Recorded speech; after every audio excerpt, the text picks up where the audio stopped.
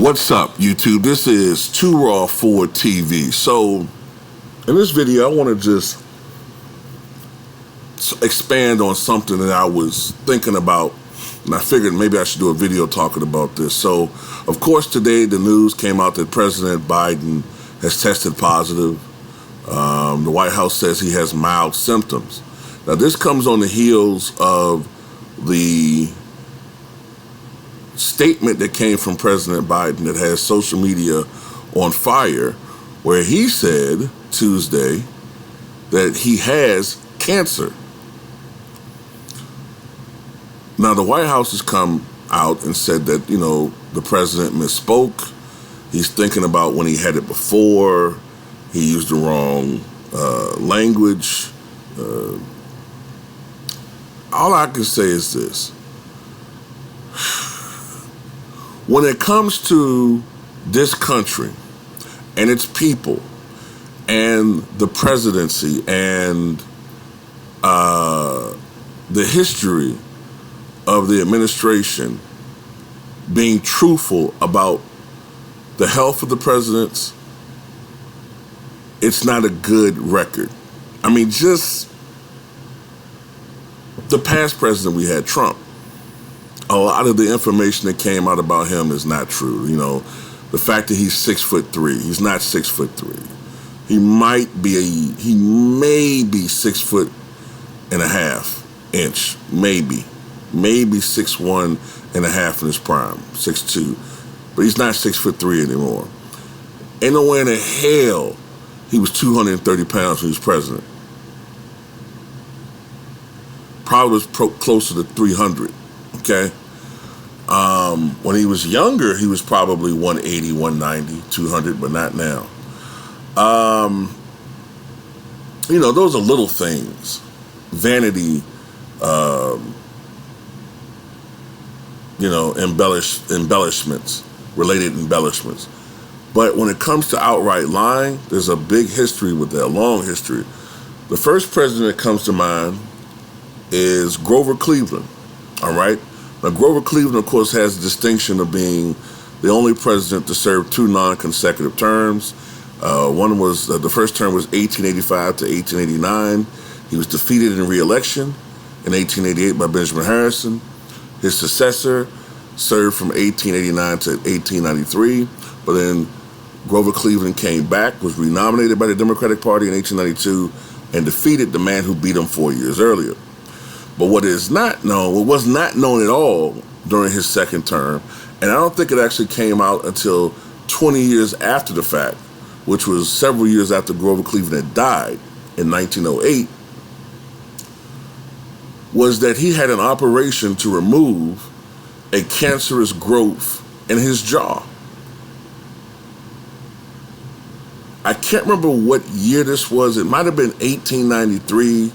1894, it was somewhere in that time frame. And I believe what happened was Grover Cleveland started noticing a soreness in his mouth, right? And it got worse. I think it affected him being able to eat, affected him being able to chew.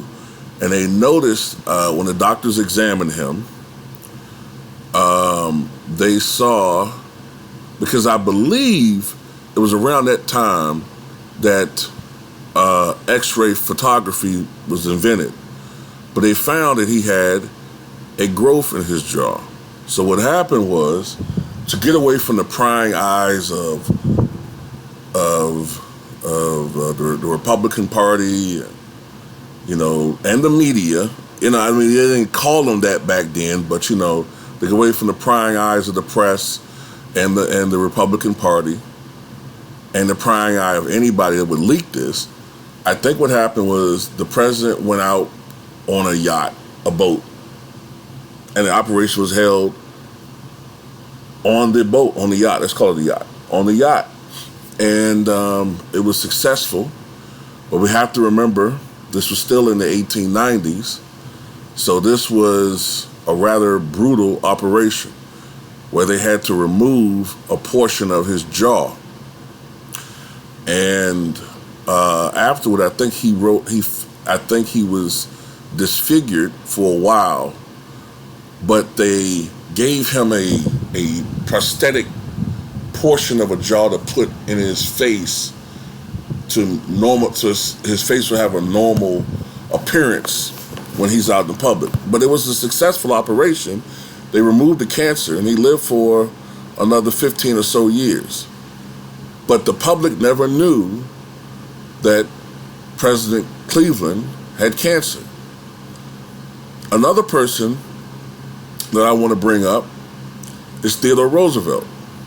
Now, Theodore Roosevelt was, of course, a guy that had an extraordinary life, as far as, this man was the epitome of an outdoorsman, a sportsman, a hunter, a cowboy. He was every fucking thing, right? But he was definitely into boxing. And I think this happened in 1905, where he actually got into a boxing match. I think it was in the White House. Now, when I say boxing match, I'm not saying he's in the goddamn ring and no. But he got into an actual real sparring with an actual boxer, and the guy hit him in the eye. And it fucked his eye up, literally. I mean, I think it detached his retina. It did some shit. And like I said, I'm not an optometrist, so I don't know what the fuck exactly happened, but I know it fucked his shit up. And he was blind in that eye for the rest of his life. And I don't think the American people found out about that until much later. Another incident would be Woodrow Wilson. This might be the most egregious of all time. Woodrow Wilson had a long history of hypertension. He suffered his first stroke when he was 39 years old.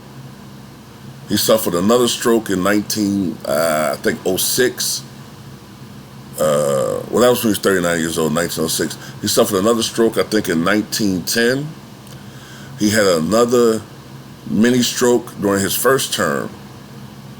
But the big one happened in October of 1919 while he was on this speaking tour, or immediately after he was on this speaking tour in promotion of the League of Nations, which is like a precursor to the UN, right? So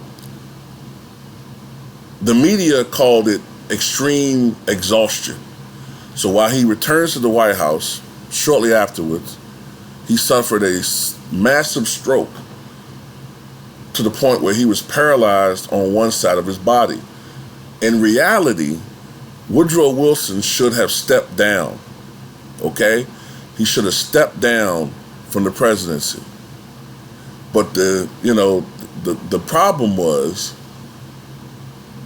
the few people who knew about his condition, President Wilson, his wife, his doctor, they all conspired to conceal this from the Republican leaders, from the media. And if you read about it, it was extraordinary the measures they went to cover this up. And American people did not know anything about this, all right? The next president I want to mention is Franklin Delano Roosevelt, who served from 1933 to 1945. The combination of the stress of the office and other factors, by 1944, FDR was dying, all right? His doctors knew it. A few of his close advisors knew this, but they were in denial. The American people had no knowledge of this. They had no knowledge that FDR was dying. When he was running for re-election in 1944, he knew good and damn well that he wasn't going to survive that term. But he ran anyway. And American people were kept in the dark about this. FDR died, 1 month after no, not 1 month, because it was January at the time. He died, 3 months after his inauguration in January of 1945. And then, of course, the man in this picture, Ronald Reagan, while it was never definitively, and it can never be definitively concluded that he had Alzheimer's while he was in office, you can clearly see in the last few years he was president that there was definitely some cognitive decline. All right? Which leads me to Joe Biden. Ronald Reagan was 69 years old, 2 weeks from turning 70 when he was inaugurated in January of 81. He was 77 when he left office in January 89. Joe Biden came into office. Okay? He came into office being 78 years old. To give you an idea of how we're pushing the envelope with this age thing, there were some people that thought that George Washington was too old to become president in 1789 when he was 57. Some people thought Ike was too old to run for president in 1952 when he was 62. All right, when Ike left office, he was 70. Some people thought that was extremely old. Reagan became president when he was almost 70. And he was the fodder of age jokes. Donald Trump became president when he was 70. At the time, that was a record. Remember when Bob Dole ran, he was 73. And people thought that was too old. John McCain was 72 when he ran in 2008. People thought that was too old. Remember all the Democrats that said that McCain and Bob Dole were too old? You can't, depend on the president being able to survive his term that old. But they're trying to convince you that Joe Biden, who is almost 80,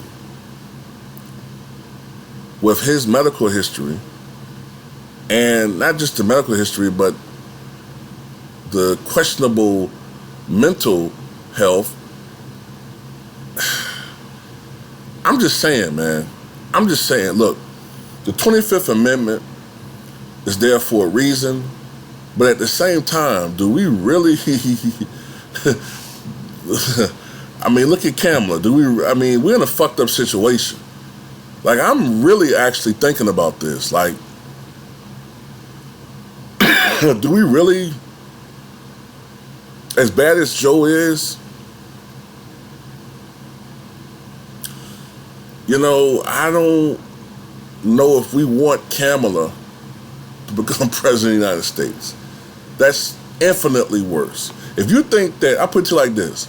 If you think that Joe Biden is bad, if you think that Trump is bad, this woman is infinitely worse.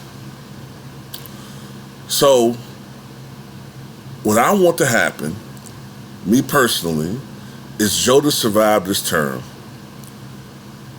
And I want him to step down. I want Kamala to run against whoever runs the Republican Party. And I tell you this,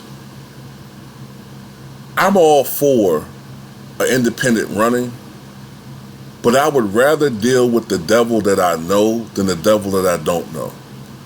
By that I mean, if I had to pick, if it all came down between either the Democrat Kamala or the Republican winning or the end of the world, if I had to make that choice, if it fell on my shoulders, then, hey, we'll just have to have 4 more years of Trump or whatever, because I'd rather deal with the devil that I know and his bullshit than the devil that I don't know.